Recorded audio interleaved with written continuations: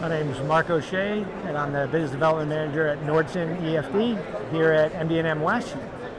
My presentation this morning was on cracking the code on medical device assembly and automation, where we focused on some of the challenges automating fluid assembly applications with medical device from R&D to prototype up through commercialization and mass production.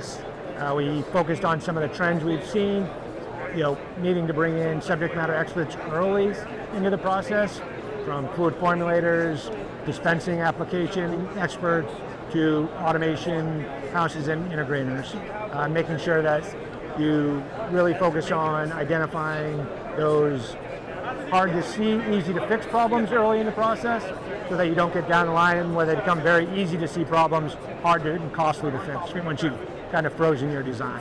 Some of those challenges with the automating some of these fluid assemblies can be, the design for manufacturing process, making sure that you have spec'd in the right fluids, spec'd in the right substrates, identify different things with potentially surface tension or the environment where this product is going to be made. Oftentimes those R&D environments don't necessarily match where those production environments are. One example might be on the fluid selection side. If you're working with a two-part epoxy, you have an R&D engineer who is weighing a part A and part B, mixing it with a popsicle stick in a petri dish, applying it with a toothpick to make a perfect prototype.